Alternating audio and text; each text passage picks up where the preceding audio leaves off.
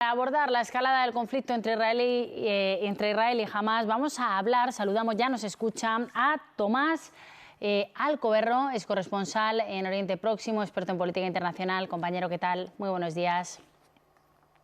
Aquí estoy.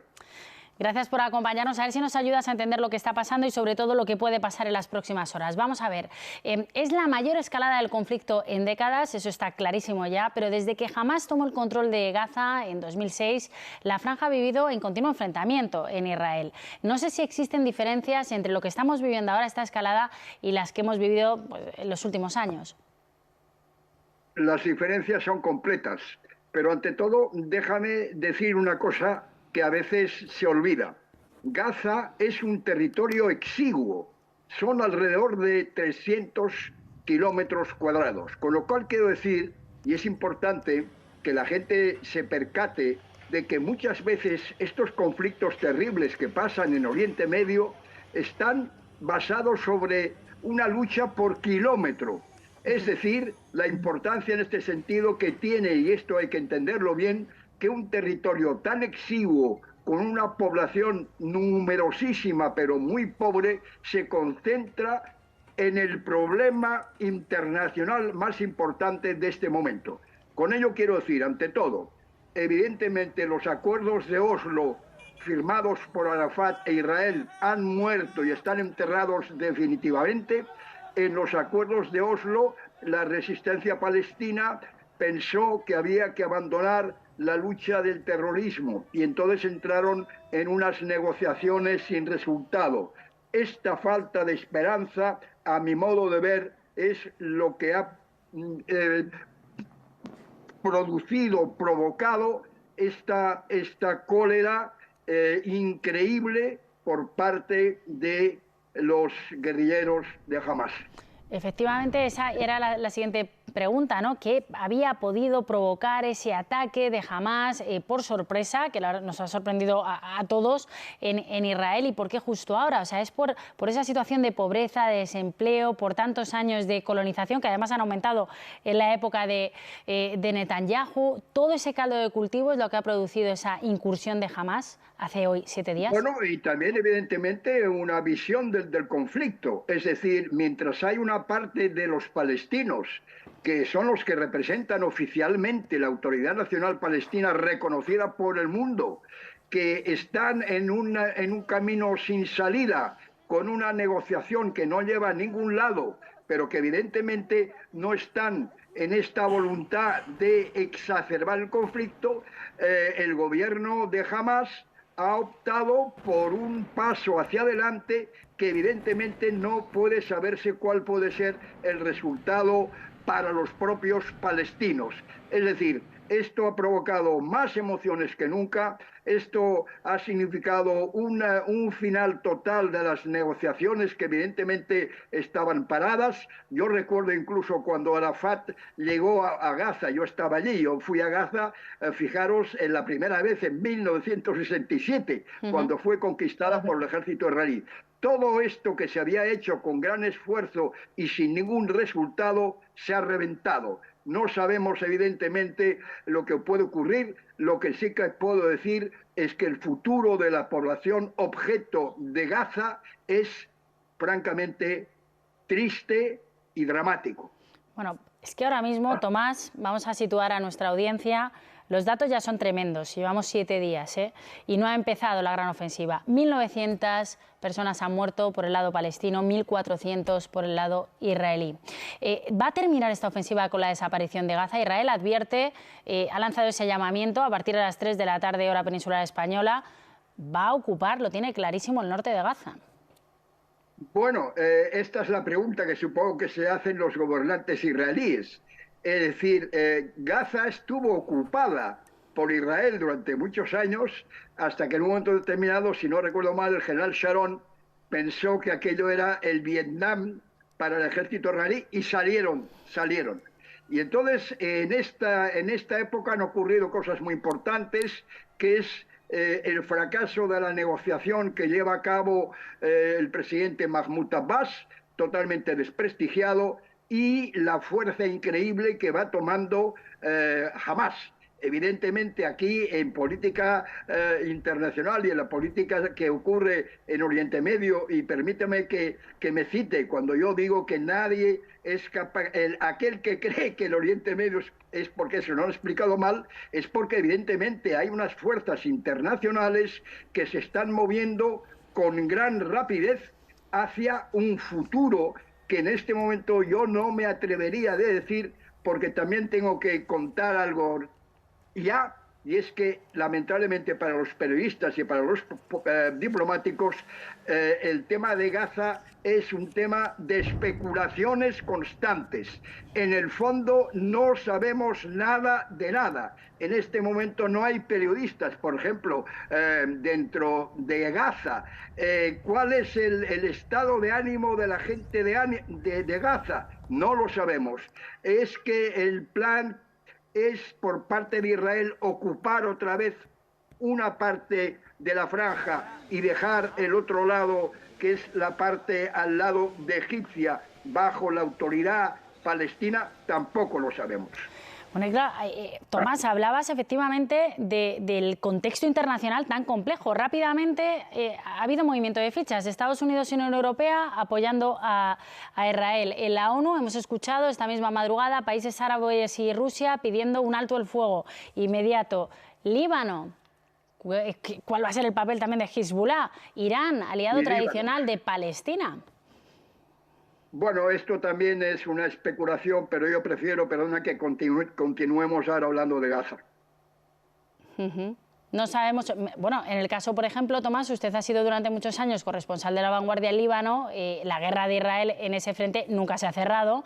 ¿Cree que Hezbollah, que ya ha bombardeado territorio israelí, puede tener ahora mayor implicación o no? Bueno, Hezbollah tuvo una guerra terrible en el año 2006. Pudo mantener la fuerza en el sur del Líbano durante mes y medio, pero la guerra acabó mal, acabó con una derrota. Y entonces el jeque Nasrallah, hay que decir que los políticos árabes son muy hábiles en el uso de las palabras, habló de la victoria divina. Estamos en un mundo lleno de confusiones y sobre todo desde un punto de vista nuestro, cartesiano, difícil de interpretar. En este momento yo mismo me siento desbordado por emociones, emociones por todas partes, emociones por Israel, emociones en los israelíes, emociones en España, en Europa. El problema se está convirtiendo en una cuestión incluso de política. Hay partidos con un lado, partidos con otro. Se vuelve a hablar de si se puede emplear la palabra terrorismo o no. Como se sabe, la BBC ha decidido nunca emplear la palabra terrorismo. En una palabra, estamos ante una época de confusión, de confusiones, sin saber muy bien cómo vamos a salir de esta. Lo que sí que es evidente es que el pueblo objeto de Gaza va a ser una vez más castigado por la historia, por la geografía y por la mala suerte.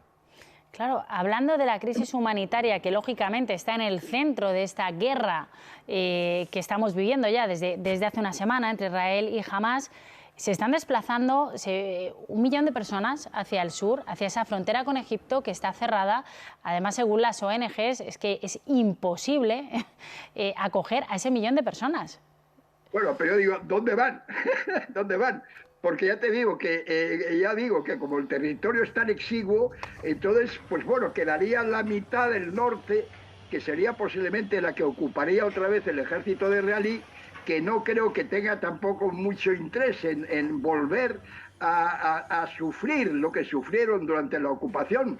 Israel se retira de Gaza no por bondad, no por que quiere mucho al pueblo palestino, se retira porque durante un tiempo Gaza se convierte en el Vietnam de Israel. Es decir, la cantidad de atentados diarios que hacen los guerrilleros de Hamás, sobre todo contra el ejército de Israel, se convierte también en una cuestión interna. Ya hay una opinión pública en Israel de decir, basta, hay que salir de esta ratonera, así se definía, hay que salir de esta ratonera en la cual estamos perdiendo cada día tropas. Es evidentemente lo que posiblemente ahora están calculando con mucha cautela y con mucha dificultad los dirigentes de Tel Aviv.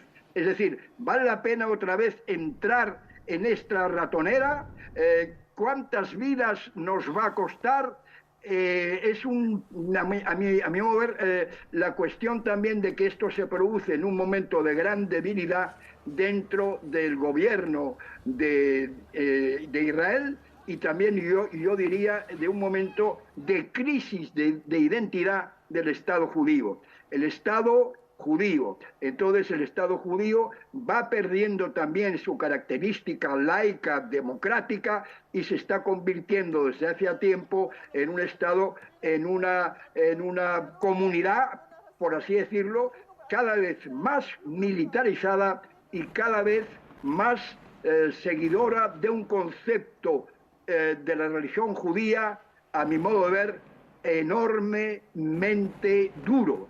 Es decir, en este momento también esta crisis creo que no se puede entender si no se parte de la base de la crisis interna, también diría francamente, de la crisis de identidad del Estado judío.